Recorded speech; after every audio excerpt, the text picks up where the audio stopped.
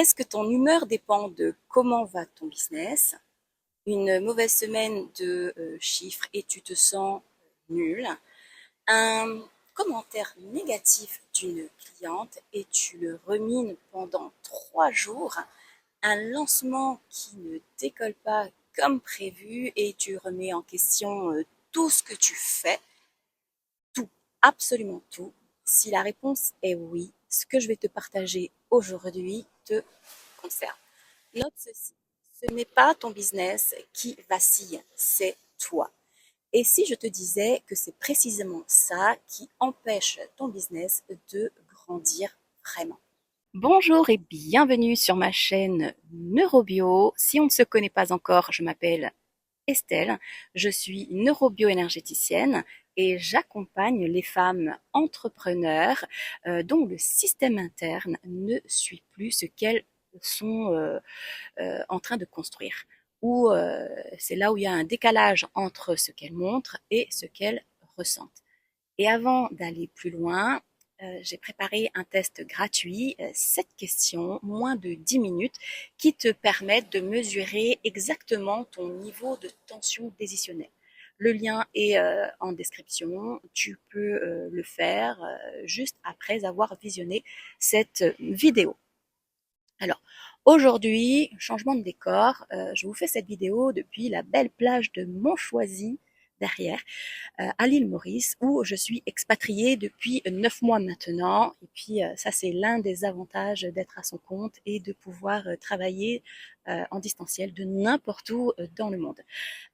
J'ai choisi ce cadre, hein, on va changer un petit peu tout ça, le cadre, pour te parler d'un thème que personne ne nomme clairement et qui est extrêmement important quand on a un business.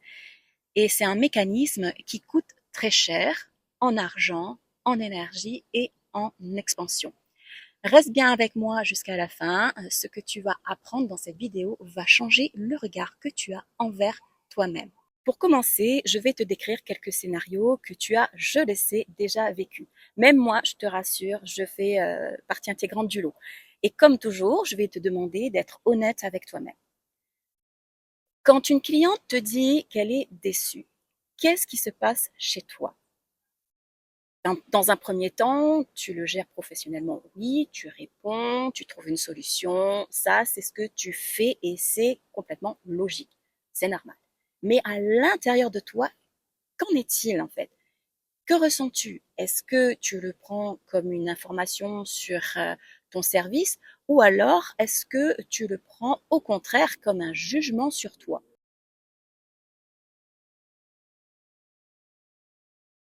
Quand ton chiffre, quand ton chiffre du mois est en dessous de ce que tu espérais, tu, ne te dis pas seulement OK, qu'est-ce que j'ajuste? Tu te dis aussi probablement je ne suis pas assez bonne, je n'y arriverai jamais. Peut-être même que tu as envisagé euh, d'arrêter complètement ton activité. Tu te poses ces questions, est-ce que je continue? Allez, avoue-le, cette dernière phrase-là, tu te l'es répétée plusieurs fois. Parfois, moi aussi, il m'arrive encore de le dire, mais avec moins d'impact. Toutes ces pensées-là, tu ne les montres à personne. Parce qu'à l'extérieur, tu tiens, tu continues, tu livres, tu gères, tu fais genre que c'est OK. Mais à l'intérieur, chaque résultat en dessous de tes attentes est vécu comme une épreuve, comme une preuve forcément que tu ne vaux pas assez, que tu n'es pas à la hauteur. Je suis sûre que ça te parle, ça. Ou quand quelqu'un te propose de t'aider et de prendre une partie de tes responsabilités, quelque chose en toi résiste, ça coince. Moi, j'étais comme ça aussi. Et en fait, ce n'est pas parce que on ne fait pas confiance à la personne, c'est parce que si quelqu'un d'autre peut le faire, qu'est-ce qu'il reste de moi? Et là, tu te dis, mais Estelle, au contraire, hein, je peux déléguer et faire autre chose. Vraiment, j'ai envie de te dire, tu ne vas pas rechecker le travail que tu as délégué, repasser dessus et corriger, alors qu'il n'y avait potentiellement rien à faire. Ça ne te rappelle rien, ça? Je te mets le lien de ma vidéo sur le lâcher prise. Si tu t'es reconnu dans l'un de ces scénarios, dis-le moi en commentaire, je serais curieuse de te lire.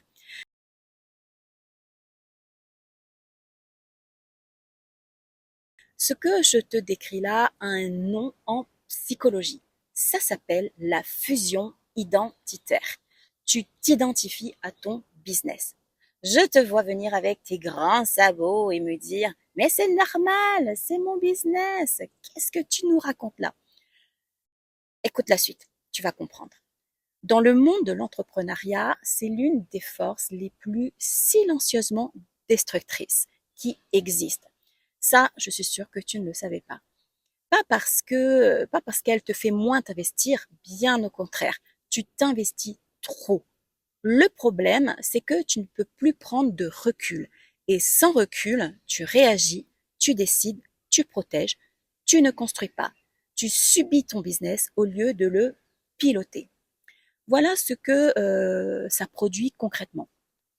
Tu résistes à déléguer, pas par manque de confiance envers les autres, parce que si ton business tourne sans toi, tu ne sais plus très bien qui tu es. Tu prends les retours clientes comme des attaques personnelles, pas parce que tu es fragile, parce que ton cerveau ne fait plus la différence entre une critique de ton offre et une critique de ta valeur en tant que personne. Et les décisions importantes, eh bien, tu les prends dans un état émotionnel, pas depuis un endroit stratégique. Parce que chaque choix business est aussi un choix sur qui tu es.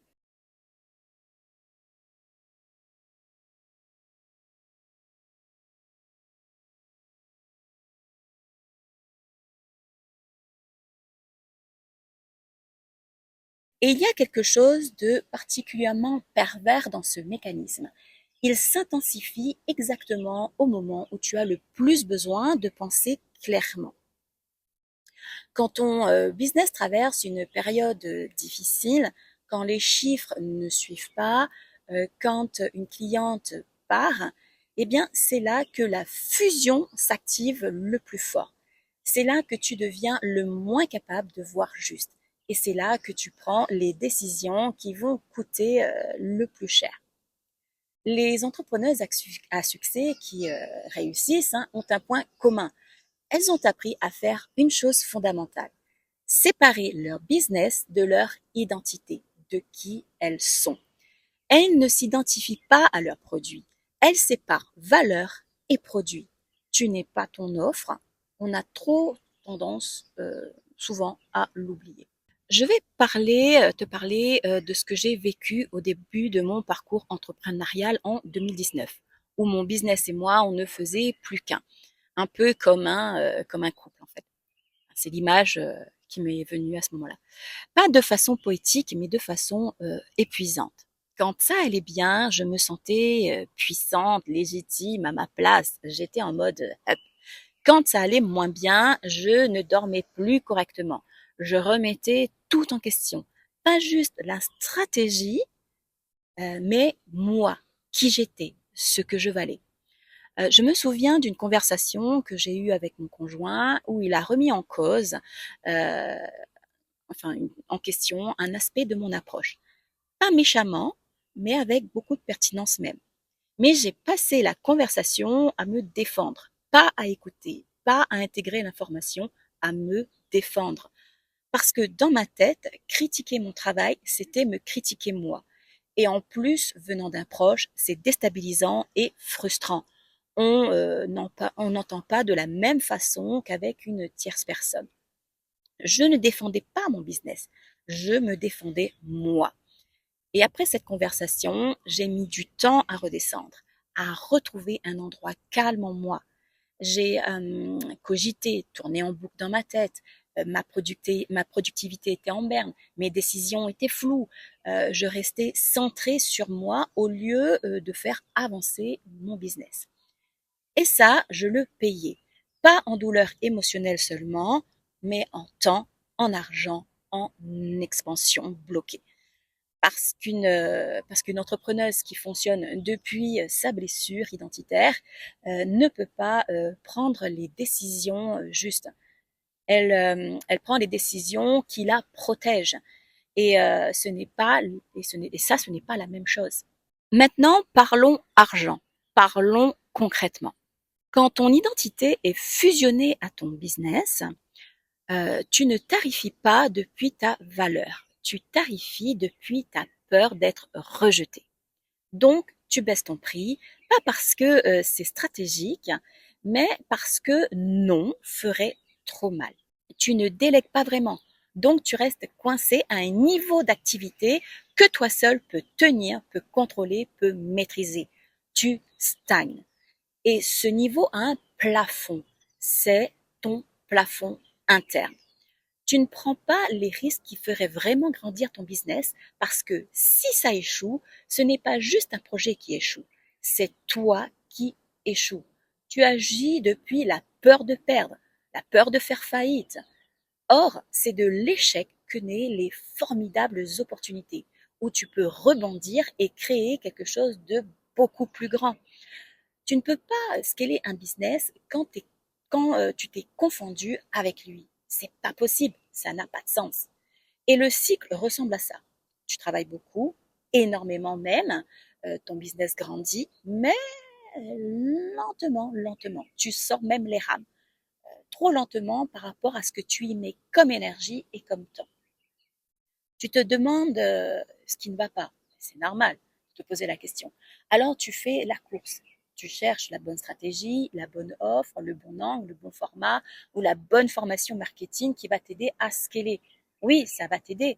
Mais le problème n'est pas là, il est vraiment ailleurs. Le problème, c'est que tu pilotes depuis un endroit où chaque décision porte le poids de qui tu es. Et ça ne scale pas. Dans mes accompagnements, on va mettre en lumière justement et libérer les blocages invisibles dont tu n'as pas conscience, mais qui sont là, présents, engrammés dans ton corps, dans tes cellules, dans ton inconscient. Et tout ça, en fait, eh bien, empêche ton business de croître. Ça me fait penser à Alice au pays des merveilles. Tu l'as sans doute remarqué, Alice revient souvent dans le game ici, dans mes vidéos, parce que pour moi, c'est très parlant. Je ne te parle pas du conte de fées, je te parle du moment où elle réalise que dans ce monde-là, dans son chaos, les règles changent selon qui regarde. Alice n'est pas perdue parce elle n'est pas capable, au contraire. Elle est perdue parce qu'elle cherche ses repères dans un monde qui bouge trop vite. Et toi, c'est pareil. Tu n'es pas limité parce que tu manques de compétences, tu es limité parce que tu cherches qui tu es à travers les résultats de ton business. Et un business, eh bien, ça monte, ça descend, ça fluctue, ça vit. Ce n'est pas un endroit stable pour poser ton identité. Tu n'es pas ton business. J'insiste là-dessus. Tu es toi. Alors, qu'est-ce qui change quand tu sors de cette fusion, quand tu te détaches? Un, tu entends un retour client difficile et au lieu de te défendre, tu écoutes vraiment. Tu es plus attentive, tu prends moins à cœur, tu n'en fais pas une affaire personnelle parce que ce n'est plus une menace, c'est une information qui va te permettre d'ajuster. Deux, tu délègues et vraiment parce que tu n'as plus besoin d'être partout pour te sentir légitime. Trois, tu fixes tes prix depuis ta valeur, pas depuis la peur. Quatre, tu prends des risques calculés parce qu'un échec n'est plus une condamnation, c'est une donnée et c'est une formidable occasion de grandir. Et ton business y grandit différemment, plus vite, plus stable, depuis un endroit en toi qui ne vacille pas.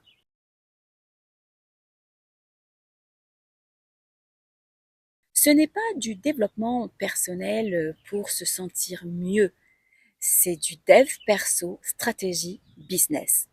Parce que la qualité de tes décisions dépend directement de l'endroit depuis lequel tu les prends. Tout part de toi. Et pour savoir exactement où tu en es aujourd'hui, est-ce que tu pilotes depuis un endroit stable ou depuis la fusion identitaire? Eh bien, j'ai créé un test. Cette question, moins de 10 minutes. Ce test, il est gratuit. Il te donne une lecture claire de ton niveau de tension actuel. Le lien est en description.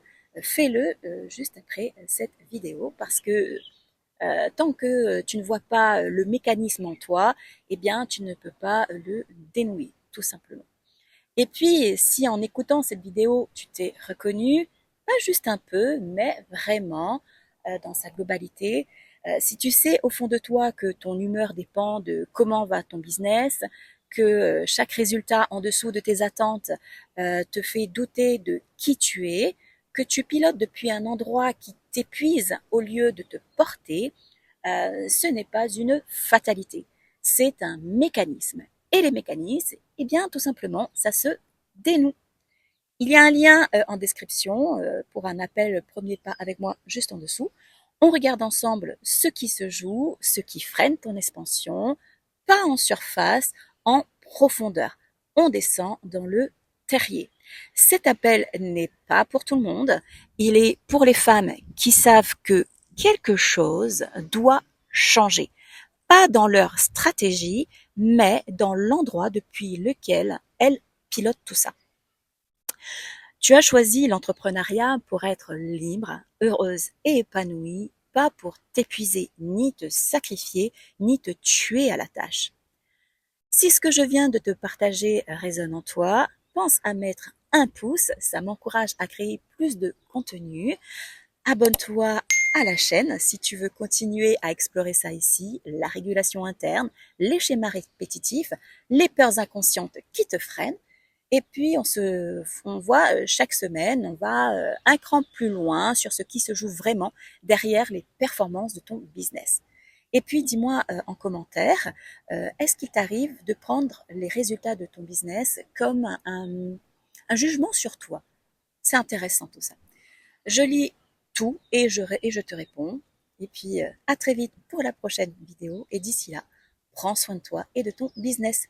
Allez, moi je vais aller faire un petit plouf. Salut!